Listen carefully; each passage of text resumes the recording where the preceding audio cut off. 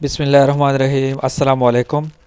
آج میں آپ لوگ کے ساتھ کلاس 9 بایولوجی میں سیکنڈ یونٹ میں نیکسٹ ون ٹاپک ڈسکس کرنے جا رہا ہوں، اور یہ ہے biological method and problem solving a biological problem chapter ہے۔ اس میں آج ہم ڈسکس کریں گے بایولوجیکل میتھڈ کیا ہوتا ہے، بایولوجیکل پرابلمس کیا ہوتے ہیں، recognition of biological problem, observation ہم کس طرح کرتے ہیں، hypothesis, deduction, experiment, conclusion and reporting. تو یہ ایک سمپل ٹاپک ہے، چلے شروع کرتے ہیں اور اسٹیپ بائی اسٹیپ ڈسکس کرتے ہیں۔ سب سے پہلے بایولوجیکل میتھڈ ان پرابلم سالونگز، مسئلہ حل کرنے میں حیاتیاتی طریقے کون کون سے ہیں؟ بایولوجیکل میتھڈ حیاتیاتی طریقہ ڈیفینیشن کی اگر ہم بات کریں، the methodology used by biologist to resolve biological issue is term the biological method, وہ طریقہ کار جیسے ماہرین حیاتیات حل کرنے کے لیے استعمال کرتے ہیں۔ حیاتیاتی مسائل کو حیاتیاتی طریقہ کہا جاتا ہے۔ بایولوجیکل پرابلمس کیا ہوتا ہے جسے حیاتیاتی مسائلز کہتے ہیں؟ ڈیفینیشن کی اگر ہم بات کریں، when one living organism causes issue that negatively impact another living organism's life, it's labeled as a biological problem۔ جب ایک جاندار ایسے مسائل کا باعث بنتا ہے جو کسی دوسرے جاندار کی زندگی پر منفی اثر ڈالتا ہے، تو اسے حیاتیاتی مسئلہ کے طور پر لیبل کیا جاتا ہے۔ Biologists identify and attempt to solve these issues using scientific method۔ اب ماہرین حیاتیات سائنسی طریقوں سے ان مسائل کی نشاندہی کرتے ہیں اور ان کو حل کرنے کی کوشش کرتے ہیں۔ اب ہمارے پاس step of scientific method in biological problem solving biological problem, اس میں سب سے پہلے ہمارے پاس ہے حیاتیاتی مسائل کے حل میں سائنسی طریقہ کار کے مراحل کون کون سے ہیں۔ سب سے پہلے اس میں ہے ریکگنیشن آف بایولوجیکل پرابلم، حیاتیاتی مسئلے کی پہچان کرتے ہیں۔ سب سے پہلے begin with forming questions related to the problem such as identifying risk factor for lung cancer۔ مسئلے سے متعلق سوالات کی تشکیل کے ساتھ شروع ہوتا ہے، جیسے پھیپھڑوں کے کینسر کے خطرے کے عوامل کی نشاندہی کرنا۔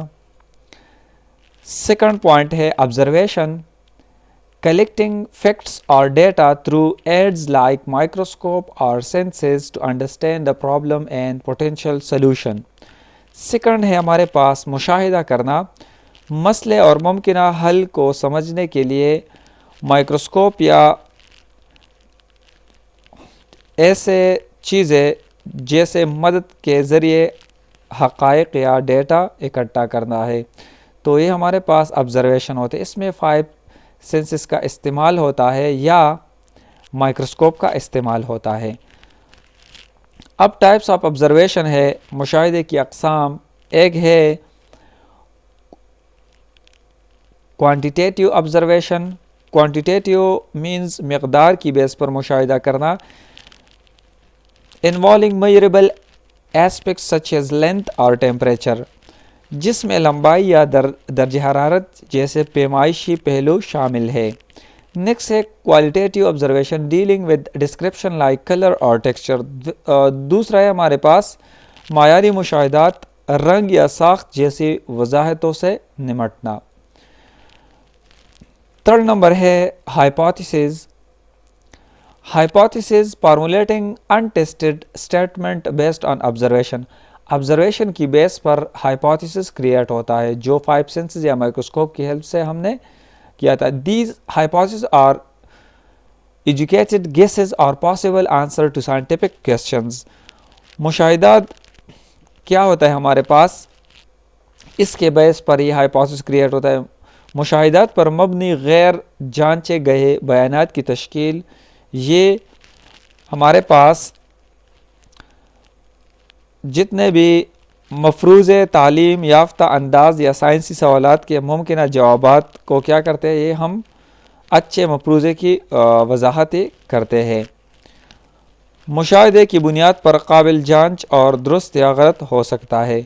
مینز یہ ہمارے پاس یہ جتنے بھی ہائپوتھیسس ہے اس کے کریکٹرسٹک یہ آبزرویشن کی بیس پر ہوتا ہے تو یہ ٹیسٹیبل ہوتا ہے، اور یہ غلط بھی ہو سکتا ہے یہ ہائپوتھیسس اور ٹرو بھی ہو سکتا ہے. نیکسٹ ہے 4 نمبر ڈیڈکشن. ڈیڈکشن ہمارے پاس logical consequences drawn from hypothesis. یہ ڈیڈکشن پھر نیکسٹ اسٹیپ ہے پرابلم میں یہ first observation next hypothesis and deduction. Logical consequences کیا ہوتے ہیں؟ یہ ہمارے پاس ہائپوتھیسس سے کریٹ ہوتا ہے ڈیڈکشن، اور یہ ایڈنگ ان ایکسپیریمنٹل پلاننگ ہمارے پاس تجرباتی منصوبہ بندی میں مدد کرتے ہوئے مفروضوں سے اخذ کردہ منطقی نتائج یہ نکالتا ہے. مثال کے طور پر فار ایگزامپل اف آل، یہ ایف اینڈ دین میں ہم آنسر کرتے ہیں. For example of all plants have a nucleus then each plant cell should exhibit a nucleus. مثال کے طور پر اگر تمام پودوں کے خلیات جو سیلز ہے اس میں ایک نیوکلیس ہے تو ہر پودے کے خلیوں میں ایک نیوکلیس کی نمائش کرنی چاہیے. تو اس طرح ایف اینڈ دین میں یہ ہم سوال کرتے ہیں. نیکسٹ ہے ایکسپیریمنٹ تجربہ. Verification of corrected data from hypothesis through experimentation to confirm or reject deduction made. کی گئی کٹوتیوں کی تصدیق یا مسترد کرنے کے لیے تجربات کے ذریعے مفروضوں سے جمع کردہ ڈیٹا کی تصدیق کرتے ہیں ہم ایکسپیریمنٹ میں. نیکسٹ سٹیج ہے ہمارے پاس ہم ایکسپیریمنٹ کرتے ہیں ڈیڈکشن کے بعد، اور ایکسپیریمنٹ کے بعد کنکلوژن اور اینڈ رپورٹنگ، نتیجہ اور رپورٹنگ ہم اخذ کرتے ہیں. ڈیٹا ہمارے پاس آتا ہے، اس کے پاس recording observation during experiment. Data کسے کہتے ہیں؟ تجربات کے دوران ریکارڈ شدہ مشاہدات کو ڈیٹا کہا جاتا ہے.